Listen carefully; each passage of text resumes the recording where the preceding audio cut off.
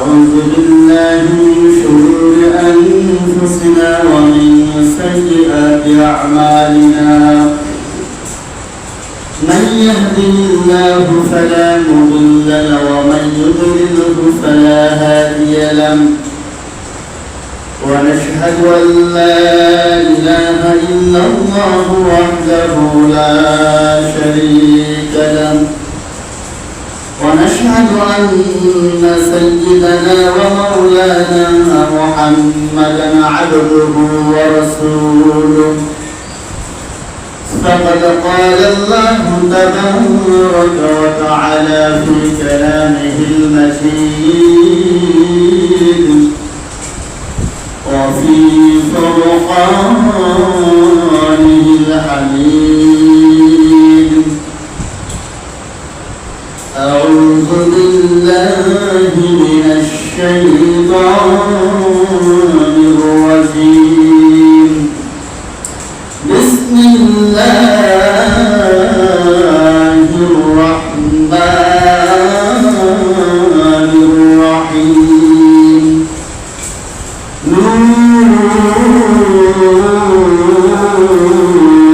والقلم وما يسطرون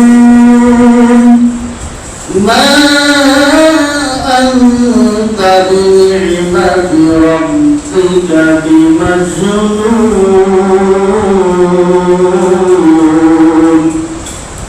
وقال الله تعالى في كلامه المجيد بسم الله الرحمن الرحيم إنا أعطيناك الكوثر فصل لربك وانحر إن شانئك هو الأبتر وقال الله تعالى في شان حبيبه إن الله وملائكته يصلون على النبي يا أيها الذين آمنوا صلوا عليه وسلموا تسليما اللهم صل على سيدنا محمد النبي الأمي وعلى آله وسلم تسليما আমরা মহান আল্লাহ তাআলার শুকরিয়া আদায় করছি যে আল্লাহ তাআলা আমাদেরকে ভালোবেসে মহব্বত করে দুনিয়ার নানাবিধ সমস্যাকে উপেক্ষা করে আল্লাহ তাআলার ঘর মসজিদ আসার তৌফিক দান করেছেন। আমরা সেই মহান মালিকের শানে অন্তরের গভীর থেকে শুকর আদায় করছি আলহামদুলিল্লাহ। দরুদ ও সালাম পেশ করছি সাইয়্যিদুল মুরসালিন আমার আসমার নবী দুজাহানের কান্ডারি নবীর শিরোমণি জনাব মুহাম্মদ রাসূলুল্লাহ সকলে বলছি সাল্লাল্লাহু আলাইহি ওয়াসাল্লাম। সম্মানিত উপস্থিতি, ইয়াউমুল জুমা পবিত্র জুমার দিন, বান্দার জীবনটাকে পরিবর্তন করার দিন। মানুষের জীবনে সমস্যা অসংখ্য, চাহিদা অনেক। আমাদের সমস্যা, আমাদের চাহিদা সমাধান হবে, পূর্ণ হবে, তারপরে নতুন করে সমস্যা, নতুন করে চাহিদা আবার সৃষ্টি হবে, ঠিক কিনা? এভাবে বান্দার জীবন অতিবাহিত হতে থাকবে। এভাবে আস্তে আস্তে বান্দার জীবন শেষ হয়ে যাবে, কবর উপস্থিত হবে। বান্দার জীবনের সমস্যা কখনো সমাধান হবে না, আর বান্দার জীবনের চাহিদা কখনো পূরণ হবে না, ঠিক কিনা? এটাই হলো মানুষের জীবন। তবে শুকরিয়ার বিষয় হলো আমরা এমন একটি ধর্ম জীবন ব্যবস্থা পেয়েছি, আল্লাহ তাআলা যে জীবন ব্যবস্থার মধ্যে শারীরিক সমস্যার সমাধান রেখেছেন, সুবহানাল্লাহ। কিন্তু দুঃখের বিষয় হলো সত্য, এই জীবন ব্যবস্থা যেটা আমি আপনি মেনে নিই, দেখা যায় জীবনের সমস্যাটি বৃদ্ধি পায়। আল্লাহ বলেন code of complete, code of life, পরিপূর্ণ জীবন ব্যবস্থা দিলাম যেখানে সমস্যার সমাধান আছে। কিন্তু আমরা দেখি এই জীবন ব্যবস্থাকে মেনে নিলে বান্দার জীবনের সমস্যা বৃদ্ধি হয়। তাহলে কোনটা ঠিক? প্রশ্ন আছে কিনা? আজকে যেটা আমরা দেখি, ইসলামকে আমরা সবাই মুসলমান, এই মুসলমানের ভিতরে আমাদের যারা ইসলামকে যেভাবে বেশি ইসলামের দিকে অ্যাডভান্স অগ্রসর, তাদের জীবনে আর সমস্যা রয়েছে, ঠিক কিনা? তাহলে এই সমস্যাগুলো কেন আসবে, কিভাবে আসবে, তার সমাধান কি হবে? আজকে তোমার সংক্ষিপ্ত আলোচনার বিষয় হলো ইসলাম অনুসরণে যে সকল বাধা আসবে। আমরা মুসলমান, ইসলাম আমাদের ধর্ম, নবী আমাদের নেতা, এটা যদি মেনে নিই, এটাকে যদি জীবনে বাস্তবায়ন করি, আমার আপনার জীবনের কি কি সমস্যা আসবে, কিভাবে বাধা আসবে, নবীজির জীবনে কেমন এসেছিল, আজকে সেখান থেকে শুরু করে এই পর্যন্ত, এখান থেকে শুরু করে তার কিয়ামত পর্যন্ত বাধাগুলো আসবে, আমরা সংক্ষিপ্ত ভাবে জানবো ইনশাআল্লাহ তাআলা। তবে এখানে যেটা কথা বলি, এখানে আমরা যারা মুসল্লি, আমরা সবাই শান্তিপ্রিয়। আমি এখানে কথা বলতেছি, আমি বড় কোনো দলীয় নেতৃবৃন্দ না, আপনারা বড় কোনো নেতা না, আমরা সবাই সাধারণ মানুষ। আমরা এখানে আলোচনা করবো, আলোচনা শুনবো, কোনো দলীয় হবে না। আমার আপনার জীবনকে পরিবর্তন করার জন্য ইনশাআল্লাহ তাআলা আমরা নেতৃত্ব নেব না। কারণ এখানে আমরা যতই কথা বলি, আমরা কোনো বড় পজিশনে দেখি, কোনো ব্যক্তিতা বা কোনো কিছু পরিবর্তন করার মতো ক্ষমতা বা পাওয়ার আমাদের কারো নাই। সেই জন্য আমরা কথাগুলো রাজনৈতিকভাবে উন্মুক্ত এভাবে নেব না ইনশাআল্লাহ তাআলা। গত সপ্তাহে যে আলোচনা করেছিলাম সূরা আল কলম থেকে, আল্লাহ তাআলা পবিত্র কোরআনের মধ্যে ঘোষণা করে দেন, নূন ওয়াল কলমি ওয়া মা ইয়াসতুরুন মা আনতা বিনি'মাতি রাব্বিকা বিমাজনুন। আল্লাহু আকবার। আল্লাহ তাআলা পবিত্র কোরআনের আরবি হরফের 29টা হরফের মধ্যে একটি হরফ নুন, এই হরফের শপথ গ্রহণ করতেছেন। তারপর শপথ গ্রহণ করলেন আল্লাহ তাআলার ফেরেশতা মণ্ডলী যে কলম দ্বারা লিপিবদ্ধ করেন, এই কলমের শপথ, এই কলম দিয়ে যা লেখা হয় এগুলির শপথ। আল্লাহ তাআলা শপথ দিয়ে বললেন, আমি আল্লাহ তাআলা এই শপথ করে আল্লাহ তাআলা নবীকে বলতেছেন, হে নবী, মা আনতা বিনি'মাতি রাব্বিকা বিমাজনুন। আল্লাহ তাআলা বলেন, নিয়ামত দান করে দুনিয়াতে যত নিয়ামত আল্লাহ তাআলার পক্ষ থেকে যত পরিকল্পনা আছে, এই অনুযায়ী আল্লাহ তাআলা নবীকে জানিয়ে দিলেন, হে রাসূল, আল্লাহ তাআলার অশেষ নিয়ামত, আল্লাহ তাআলা এই বাড়িতে আপনি পাগল নন। সুবহানাল্লাহ। নবী আপনি পাগল নন, আপনি মাজনুন, বিভ্রান্ত নন। তাহলে আল্লাহ তাআলা এই কথা বলতে কেন বললেন? এখানে প্রশ্ন আসে, আল্লাহ বলেন আপনি পাগল নন, তার মানে উত্তর এটাই আসে যে নবীকে কেউ পাগল বলেছে, নাউজুবিল্লাহ, ঠিক কি না? তাহলে আপনি যদি ইসলামকে মানতে চাই, তাহলে নবীকে যেমন বলেছিলেন নবী মুহাম্মদ সাল্লাল্লাহু আলাইহি সাল্লাম পুত্র পুত্র, আসলে লোকটা পাগল, নাউজুবিল্লাহ। আমি আপনি একটু কথা বলি, আমার আপনার নবী তো কোনো পাগল ছিল? নবীর চাইতে শ্রেষ্ঠ মানুষ কি কেউ ছিল? নবীর চাইতে সম্পূর্ণ সুন্দর জ্ঞান সম্পূর্ণ ব্যক্তি কি আর ছিল? সেই ব্যক্তিকে বলা হচ্ছে তুমি পাগল। আল্লাহ তাআলা বরদাস্ত করলো না। আল্লাহ বলেন, হে নবী, আমি শপথ করতেছি, সবকিছু লিখে রাখা হচ্ছে কলম দিয়ে, আমি আজকে হরফের শপথ খেলাম, আমার ফেরেশতা মণ্ডলী লিখতেছে কলমের শপথ খেলাম, আমি আপনাকে নিয়ামত দিয়েছি, আমার নিয়ামতটি আপনি পরিপূর্ণ, আপনি সুন্দর মানুষ, জ্ঞান সম্পূর্ণ, আপনি কখনো পাগল নন। অতএব আপনাকে যারা পাগল বলে বুঝতে হবে তাদের মাথায় কি আছে, সমস্যা আছে। এখন আসুন, নবীকে পাগল বলবো, আমরা সবাই নবীর উম্মত, এখানে আর কোনো পরিচয় নাই, আমরা সবাই নবীর উম্মত। ব্যক্তিগত কেমন দল করে এটা বড় কথা না, আমরা মুসলমান নবীর উম্মত। এখন নবীকে পাগল বলা হলো, এর মধ্যে সূক্ষ্ম ভাবে তখন নবীর যত সবাইকে পাগল বলা হয়েছে, ঠিক কিনা? আপনি যদি নবীকে মেনে নেন, নবীর মতো কথা বলেন, নবীর হাদিস চর্চা করেন, কোরআনের কথা বলেন, নবীর মতো সুন্দর জামা পরেন, টুপি লাগান, দাড়ি লাগান, নবীকে পাগল বলেছে, তার মানে আপনাকেও পাগল বলা হয়েছে। এখন প্রশ্ন আছে, নবীকে পাগল বলে তোমরা নিন্দন আবু লাহাব, উতবা, সাইবা, তারা বলছে নবী চলে গেছে, নবী পোশাক পরে, নবী সুন্নাত পরে সেখানকার সুন্দর আজকে আমি আপনার অবস্থান করতেছি, আমার মাথায় টুপি, আমি নবী অনুসারী, আমার মুখে থাকে আমি নবীর অনুসারী। প্রশ্ন আছে অনেকের মুসলমান দায়ী রাখেনি, তারপরে সে নবীর অনুসারী, ঠিক কিনা? কারণ সে মুসলমান, সে ইসলামকে মানে, নবীকে পিতা মানে।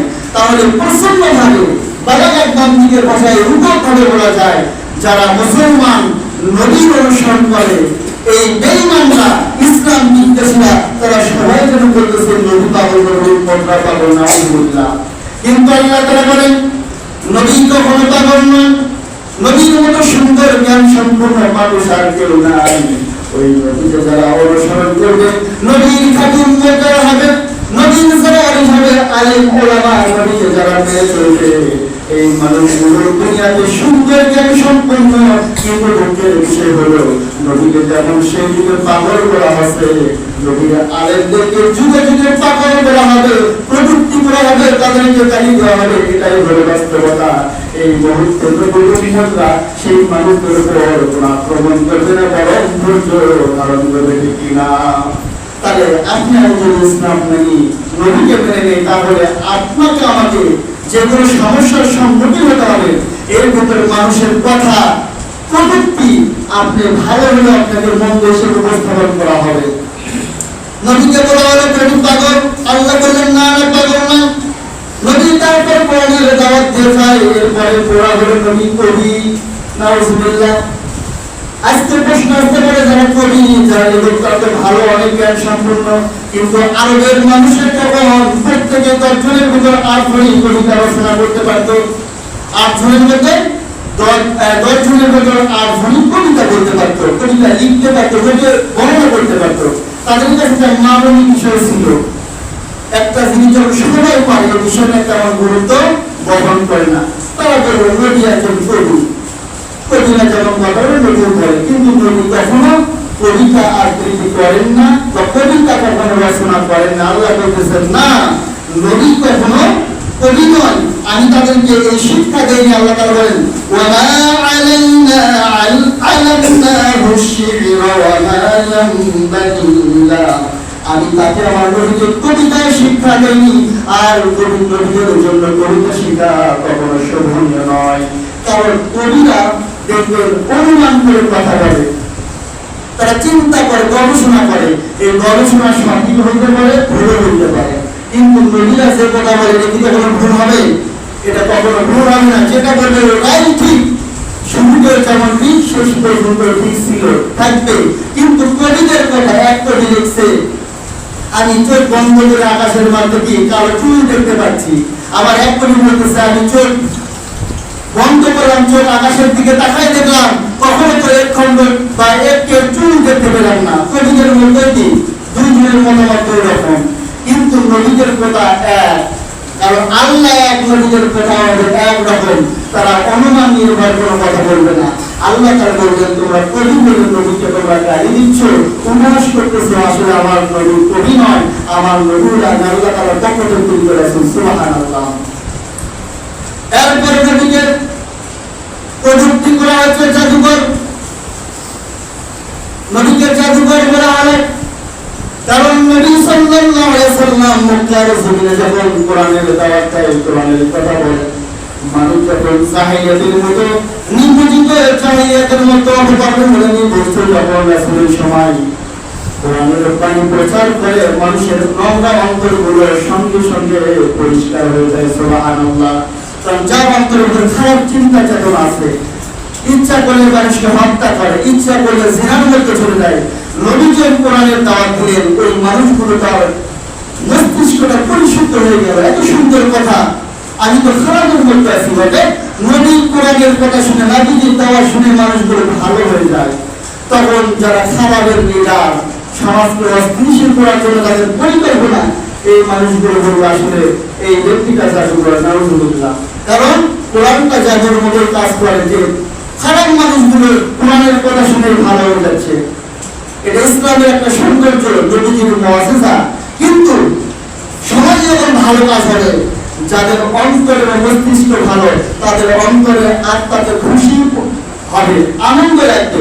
কিন্তু যারা সমাজে কি করে, বিশৃঙ্খলা করে, সমাজে অস্থিতিশীলতা তৈরি করতে চায়, এদের মাথায় হবে কি ব্যথা হবে, বেদনা হবে, না সমাজের মানুষ তো ভালো হয়ে যাচ্ছে। অতএব যে ভালো করতেছে বিভিন্ন তকমা দিতে হবে, এগুলো মহাস ঠাট্টা বিদ্রোহ করতে হবে। নবীজিকে বলল জাদুকর, নাউজুবিল্লাহ। আল্লাহ তাআলা বলেন, না, আমার নবী কখনো জাদুকর নয়। কারণ জাদুকরদের কাজ হলো সে নিজে যা করে, সে নিজে জানার পরে পরে অনেক কিছু জানে না, কোথাওতে ধার কর্ম নিয়ে করে, কুফরি করে। অতএব নবীদের সামনে গিয়ে জাদুকররা খাবে না। আমরা একটা ঘটনা শুনেছি, যেই নবীকে পাগল উপাখ্যান দিল, আবু জেহেল একবার বলল, পাগল তো বলেছে, পাগলটা কোরবানিতে করতে হবে। আজকে যুগে যুগে দেখেন মুসলমানদেরকে জাতির সামনে, মানুষের সামনে আলেম ওলামা যারা ইসলাম মানেন সমস্ত শুরু করে উপর পর্যন্ত তাদেরকে হেনস্থা করার জন্য এমন কোনো পন্থা নাই, বাতিল গ্রহণ করে নাই। পাগল, চরিত্র সমস্যা, জেনাকার একজন আলেম, তাকে তকমা দিতে কি করেনি, বাতিল কখনো সংকোচ বোধ করেন নাই। নবী ঈশানের বলা শুরু করলো, আবু জেহেল বলে প্রচার করে প্রতিষ্ঠা করতে হবে। কি করতে হবে? প্রত্যেকটা হজ ক্যাম্পে গিয়ে গিয়ে প্রচার করো যে মক্কায় একজন নতুন জাদুকরের আগমন ঘটেছে, তোমরা কেউ ভুল করে এই মানুষের কাছে যাবে না। এখন কথা হলো, আমি আপনি মুসলমান, সমাজে যদি 10 জন মানুষ থাকে, 10 জনই মুসলমান, 10 জন তো আলেম না, 10 জন ইসলাম সম্পর্কে পরিপূর্ণ জানে না। 2 জন যদি জানে, তাদের থেকে যদি আমাদের কি হয়, অন্তরের ভিতরে ভালো কিছু আশাবাদ জাগে। তবে দুঃখের বিষয় হলো সত্য, দেখবেন কোন ইসলাম মাইন্ডের মানুষকে কিন্তু মানুষের মনে ভয় থাকে না, এটা একটা লক্ষণীয় বিষয়। কিন্তু ইসলাম মাইন্ডের না, মুসলমান হওয়ার পরে যদি উপরে ব্যাটাসি হয়, তার পোশাকের ভিতরে ইসলামিয়ত না থাকে, দেখবেন তার কর্মকাণ্ডের বা ক্ষমতার কারণে মানুষ তাকে থেকে ভয় পায়। কিন্তু যদি একজন মানুষ জুব্বা পাঞ্জাবি বা সুন্দর ধারণ করে, এই মানুষের ভিতরে একটা কি সুন্দর ধারণা আসে। মানুষ যদি খারাপ হয়, তার দিকে মানুষ ছুটে যাবে, কারণ ইসলামী পোশাক আছে, সে আমাকে চাইলেও মারতে পারবে না, ঠিক না? তো এমন একটা অবস্থায় রাসূলের সামনে যেটাই বলে, কাফিরদের সেটা কথাটা কি মক্কার জমিনে মানুষের কাছে গ্রহণযোগ্য পায় না, কোনোভাবেই রাসূলকে প্রমাণিত করতে পারে না। মানুষ শুধু পাগলের মতো রাসূলের দিকে যেতে থাকে, সুবহানাল্লাহ। কারণ নবীজির আদর্শ, নবীজির সুন্দর চেহারা, নবীজির আকhlaq, নবীজির সত্যবাদিতা ছোটবেলা থেকে মক্কায় প্রতিষ্ঠিত, সুবহানাল্লাহ। প্রতিষ্ঠিত একজন মানুষকে যদি একজন কুরকুরে মেজাজি খারাপ চিন্তা চেতনার মানুষ যদি তাকে অমান্য করার জন্য মিথ্যা কিছু বলে, মানুষ কি গ্রহণ করবে? গ্রহণ করবে না। বললে এই মানুষটা জাদুকর, তোমরা কেউ যেও না। মানুষকে নিষেধ করা হলো, ওই ব্যক্তির কাছে যেও না, সমাজ ওই ব্যক্তি সবচেয়ে খারাপ। যদি ওই ব্যক্তির সাথে সাক্ষাৎ করো, বাবা আর ছেলের ভিতর বিচ্ছেদ হয়ে যায়, স্বামী স্ত্রীর মধ্যে বিচ্ছেদ হয়ে যায়, এমন জাদুকর।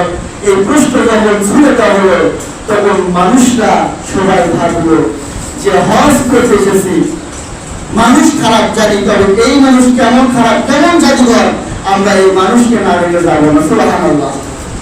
তাহলে প্রশ্ন আছে, সামাজিক ভাবে আমরা বসবাস করি, সবাই আমরা ভালো, এর ভিতরে আমরা মানুষের পিছনে যখন কথা বলি উদ্দেশ্য প্রণীত ভাবে, তখন আমাকে একবার চিন্তা করতে হবে, আমি যে ব্যক্তির সামনে কথা বলতেছি, যদি ওই ব্যক্তি ওটা না হয়, ওই ব্যক্তির চরিত্র এমন না হয়, তাহলে আমি যে কথা বলতেছি এই চরিত্রটা আমার উপর চলে আসবে।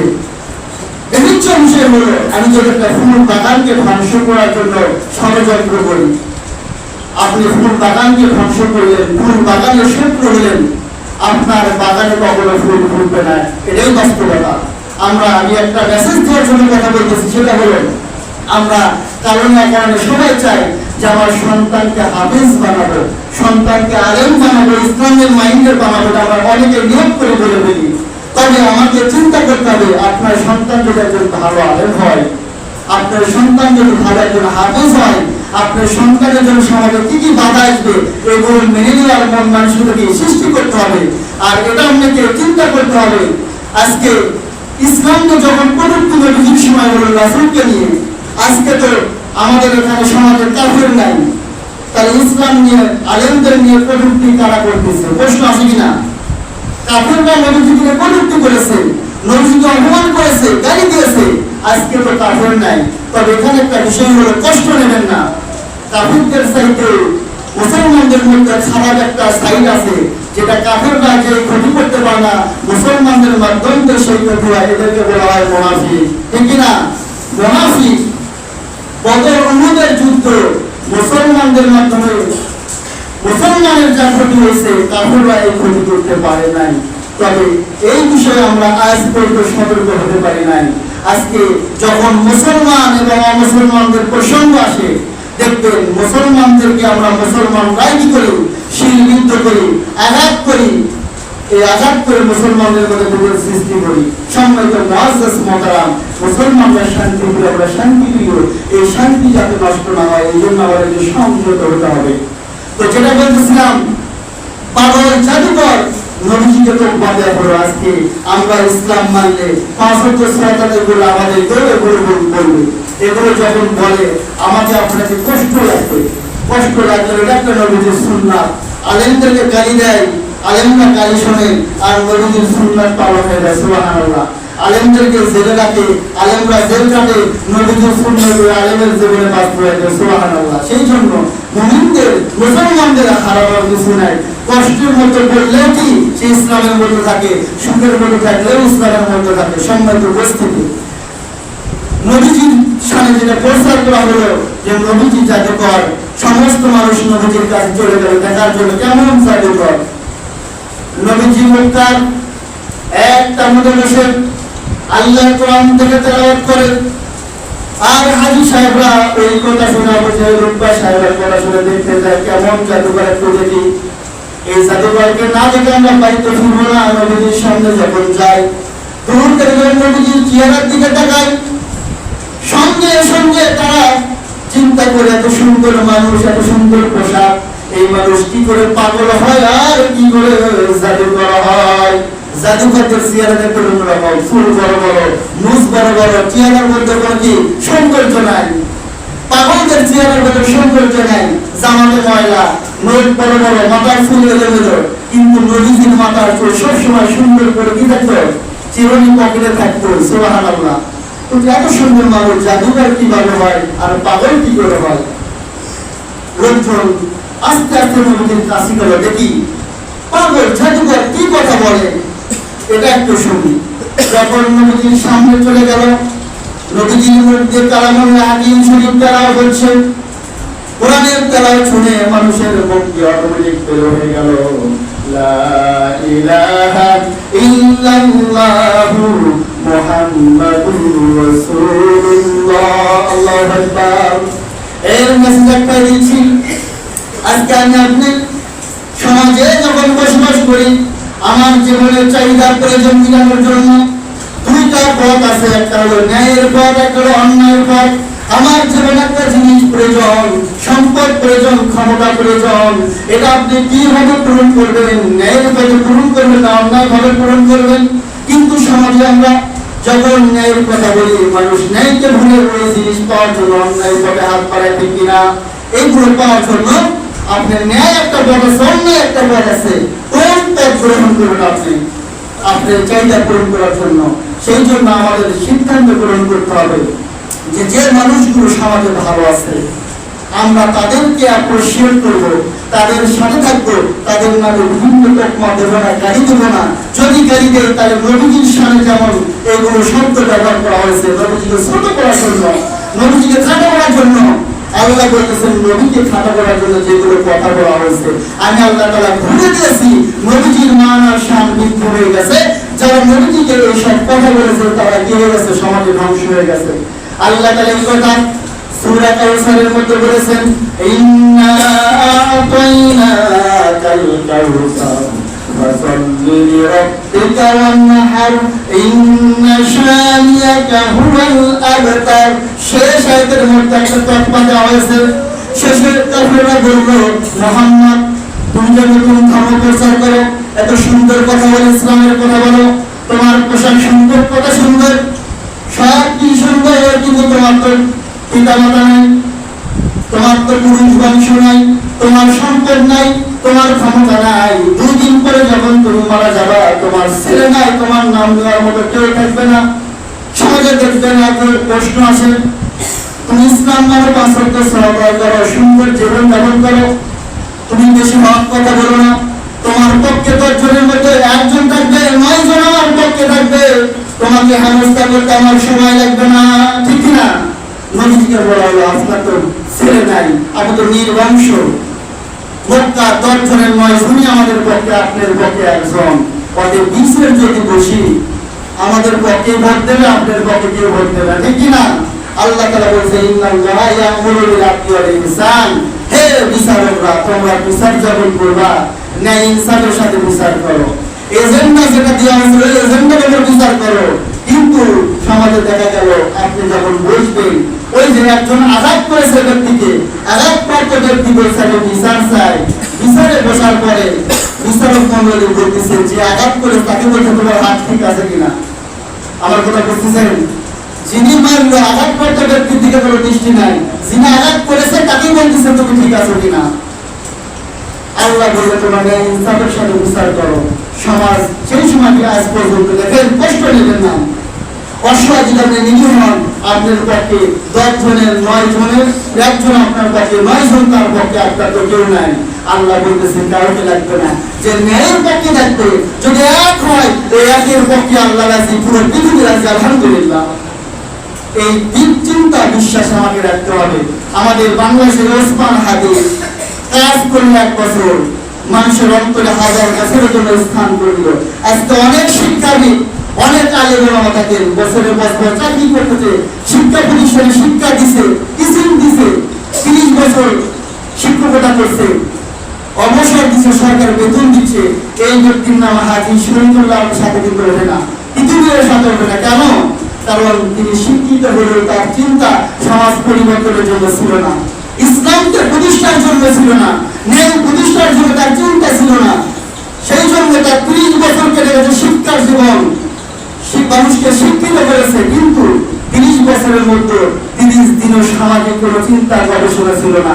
তাই সেই জন্য নবীজির উদ্দেশ্যটা আমি আপনাকে খাঁটি বলতে চাই, আপনাকে আমাদের সামাজিক সমাজ নিয়ে চিন্তা করতে হবে, ন্যায় প্রতিষ্ঠার জন্য কাজ করতে হবে। এখানে বিনিচ্ছ বিষয়ে 5 ওয়াক্ত সালাত আদায় করতেই হবে। কেউ যদি দুনিয়ার মানুষ যদি 5 ওয়াক্ত সালাত ছেড়ে দেয়, না করে, দুনিয়া ধ্বংস হবে না। কিন্তু মানুষ যখন জুলুম শুরু করবে আল্লাহ তাআলার আযাব গজবে দুনিয়া তখন ধ্বংস হবে। সম্মানিত উপস্থিতি, সালাত আদায় করতে হবে, এর পাশাপাশি ন্যায়ের কথা বলতে হবে, ন্যায়ের পক্ষে থাকতে হবে। সে যত দুর্বল হোক, সে যত কম সম্পদশালী হোক, তার কিছুই না থাক, যদি সে ন্যায়ের কথা বলে ন্যায়ের পক্ষে থাকে, তাকে আপনাকে সাপোর্ট করতে হবে। অন্যায় ভাবে যদি কেউ কাজ করে তার পক্ষে কথা বলা যাবে না, কিন্তু সমাজে তার পক্ষে লোক বেশি, বাতিলের পক্ষে লোক বেশি হবে। সম্মানিত উপস্থিতি, সেই জন্য আমাকে আপনাকে সিদ্ধান্ত নিতে হবে। সমস্যা জীবনে আসবে, সমাধান হবে, সব সমাধান হবে, থাকবে। চাহিদা জীবনে সৃষ্টি হবে, কবরে চলে যাবে, চাহিদা থেকে যাবে। অতএব আমি আপনি আমার কর্মকাণ্ড, আমার পথ, আমার কোনটা ছিল, এই সঠিক পথ আর মত নিয়ে যদি আমি সমস্যা নিয়ে কবরে যাই, আল্লাহ তাআলা কবরের সমস্যার সমাধান করে আমাকে জান্নাত দান করবে, ঠিক কিনা? কিন্তু দুনিয়া যদি ভ্রান্ত মত আর পথ নিয়ে সমস্যা নিয়ে কবরে যায়, তাহলে এই মত আর পথ ভ্রান্ত হওয়ার কারণে কবর থেকে আমার জীবনে আযাব শুরু হবে, নাউযুবিল্লাহ। সেই জন্য আমরা এটা খেয়াল রাখবো। আমরা মুসলমান, শান্তিপ্রিয়, ন্যায়ের প্রতীক ইসলাম, আমরা ন্যায় পথে থাকবো, ন্যায় কথা বলবো।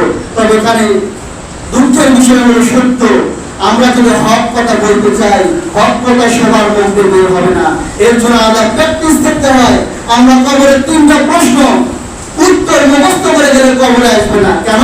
এটা আপনার জীবনে প্রতিষ্ঠা করতে হবে। অনেক শিক্ষিত সামাজিক ব্যক্তি দেখবেন বিচারে বসার পরে হক কথা তার মধ্যে আসে না, অথচ সে একটা হক কথা বলে প্রতিষ্ঠা করে সুন্দর সমাধান দিতে পারে, তার মধ্যে হক কথা আসে না। সে অনেক সামাজিক কাজ করে, কিন্তু হকের প্র্যাকটিস চর্চা তার জীবনে নেই। সেই জন্য আমাকে আপনাকে আল্লাহ তাআলা ওপেন প্রশ্ন উত্তর দিয়েছে, 3টা প্রশ্ন 3টা উত্তর। কবরে যদি দিয়ে পারবো মাধ্যমে জান্নাত, সুবহানাল্লাহ। কিন্তু এটা যদি মুখস্থ করি, কবরে যে আমার আপনার স্মরণে থাকবে না, যদি জীবনে প্রতিষ্ঠা না করতে পারি।